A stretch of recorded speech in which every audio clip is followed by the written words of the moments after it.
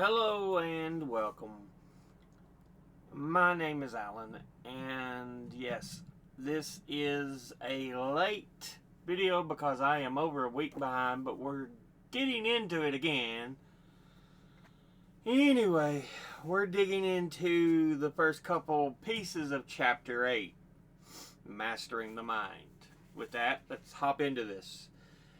Part 1, The Mind is the Key. I do not perceive even one other thing, O monks, that is so unwieldy as an undeveloped mind. An undeveloped mind is truly unwieldy. I do not perceive even one other thing, O monks, that is as wieldy as a developed mind. A developed mind is truly wieldy. I do not perceive even one other thing, O monks, that leads to such great harm as an undeveloped mind.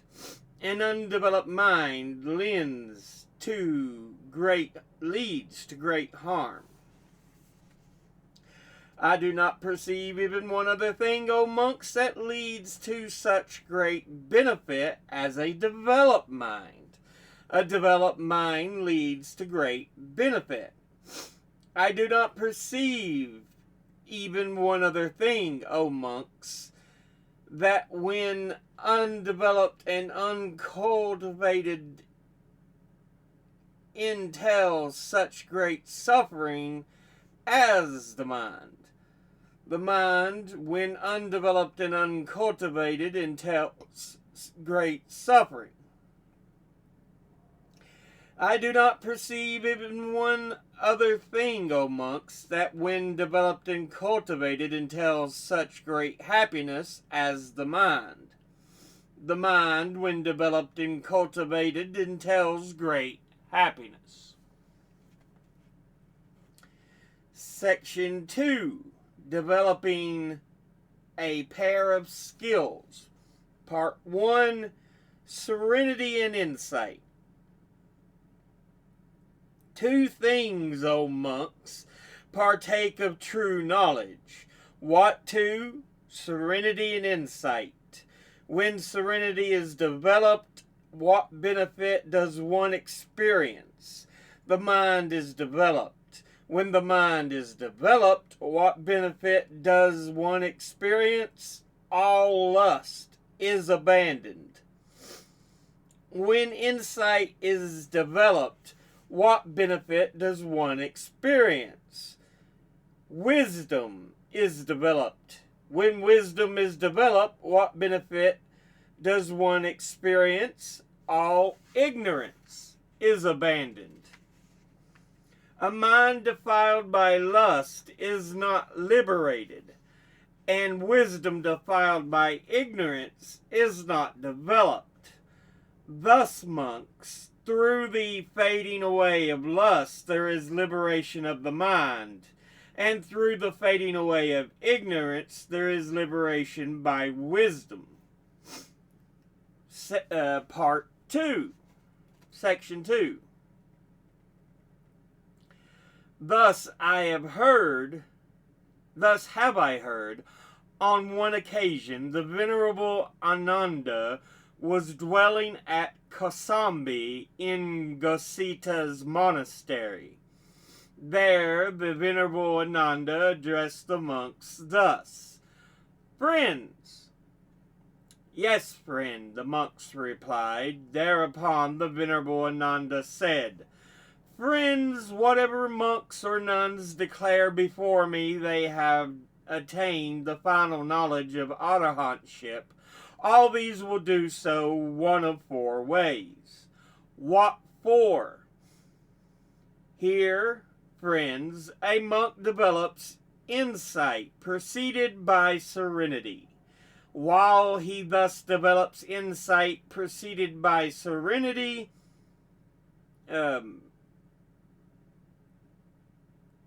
path arises in him.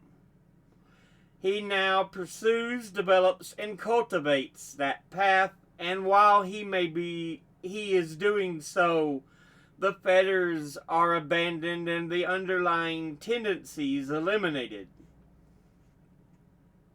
Or again, friends, a monk develops serenity preceded by insight. While he thus develops serenity preceded by insight, the path arises in him. He now pursues, develops, and cultivates that path, and while he is doing so, the fetters are abandoned and the underlying tendencies eliminated. Or again, friends, a monk develops serenity and insight joined in pairs. While he thus develops serenity and insight joined in pairs, the path arises in him. He now pursues, develops, and cultivates that path, and while he is doing so, the fetters are abandoned and the underlying tendencies eliminated.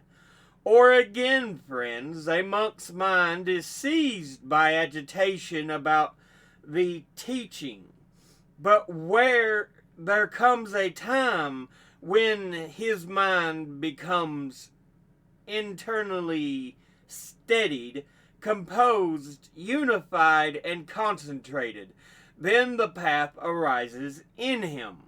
He now pursues, develops, and cultivates that path.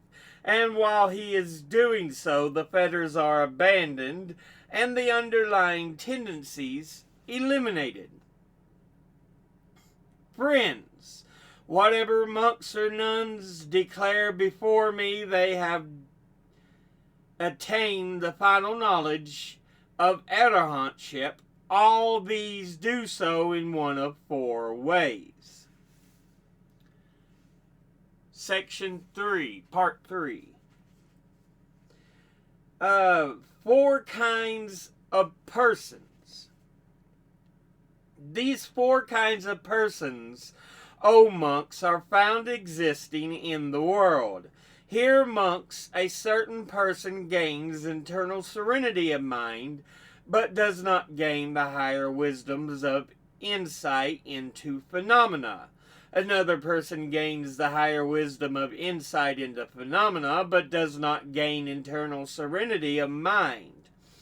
Another person gains neither internal serenity of the mind, nor the higher wisdom of insight into phenomena. And another person gains both internal serenity of mind and the higher wisdom of insight into phenomena. Therein, monks, the person who gains internal serenity of the mind, but not the higher wisdom of insight into phenomena, should approach one who gains the higher wisdom and inquire of him. How, friend, should formations be seen? How should formations be explored? How should formations be discerned with insight? The other then answers him as he has seen and understood the matter thus. Formation should be in such a way, they should be explored in such a way, they should be discerned with insight in such a way. At a later time, this one gains both internal serenity of mind and the higher wisdom of insight into phenomena.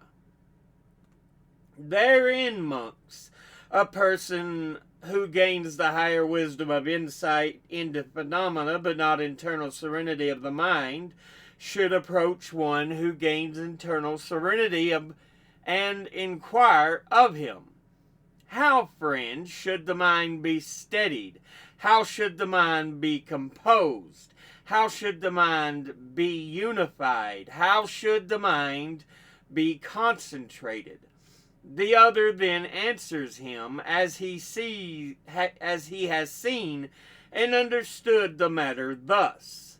The mind should be steadied in such a way, composed in such a way, unified in such a way, concentrated in such a way.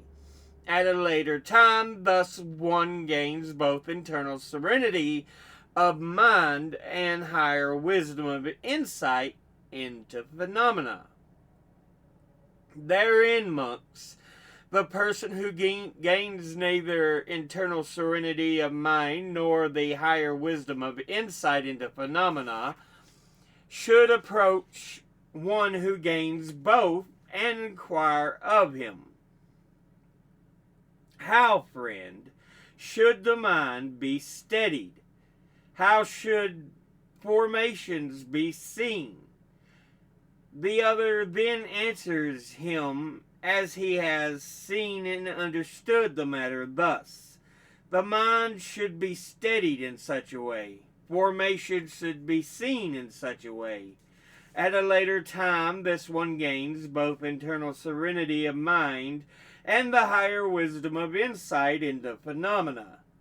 Therein, monks, the person who gains both internal serenity of mind and the higher wisdom of insight into phenomena should establish himself in just these wholesome states and make a further effort for the destruction of the taints. But that ends those two pieces. Toward the end of that one section there, I should have gone back and read, but I just went ahead and skipped the what the ellipses indicated I should look back upon, and used the shortened version of what was already there. But with that said, let's go back into the introduction and look at what is said about the two sections we have read. Section 1 of Chapter 8 is a miscellany of short epigrams that stress the need for mental cultivation. The sayings occur in pairs.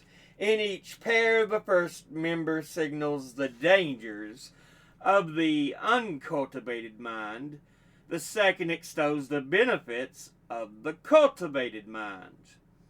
The uncultivated mind is easy prey to defilements, greed, hatred, and delusions and their offshoots. The defilements generate unwholesome karma, which brings painful results both to this life and in future lives. Since the defilements are the cause of our suffering and bondage, the path to liberation necessarily involves a meticulous process of mental training intended to subdue them and ultimately uproot them from the nesting place in the deep recesses of the mind. As far as Chapter 8, Section 2, Part 1, it says that often serenity is developed, it leads to concentration and the liberation of the mind from such emotional defilements as lust and ill will. When insight is developed, it leads to higher wisdom of insight into the true nature of phenomena and permanently liberates the mind from ignorance. Thus, the two things most needed to master the mind are serenity and insight. Let's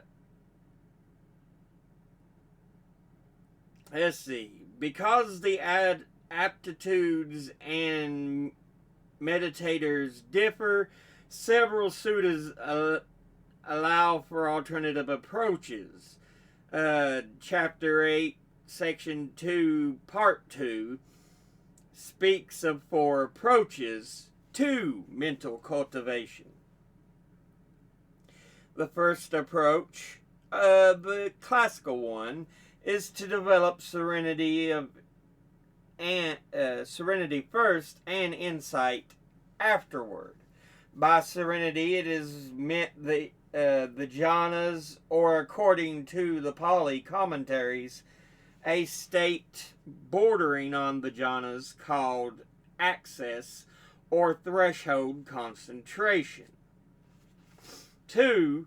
A second approach is develop insight first and serenity afterward.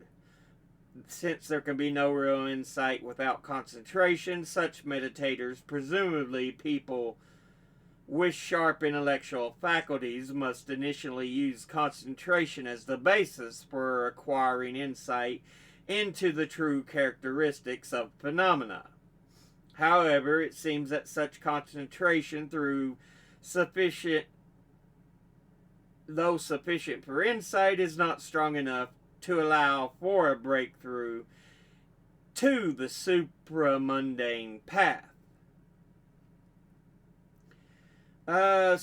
Way 3 is a third approach to develop serenity and insight in tandem. Meditators who take the approach first attain the particular level of concentration, such as a jhana or formless attainment, and then employ it in a basis of insight. Having developed insight, they must return to concentration, attain a different jhana or formless attainment, and use that as a basis for insight. And way 4, the description of the fourth approach is somewhat obscure, and the sutta says that a monk's mind is seized by agitation without the teachings, and then some time later he gains concentration and attains the supramundane path. This statement suggests a person initially driven by such intense desire to understand the Dhamma that he or she cannot focus clearly upon any meditation object. Later, with the aid of certain supporting conditions, this person manages to subdue the mind, gain concentration, and attain the supramundane path. And finally, Chapter 8, Section 2, Part 3, again confirms that both serenity and insight are necessary, and also indicates that the skills needed for the respective practice. The cultivation of serenity requires skill in steadying, composing, unifying, and concentrating the mind. The cultivation of insight requires skill in observing, investigating, and discerning conditioned phenomena spoken of as formations.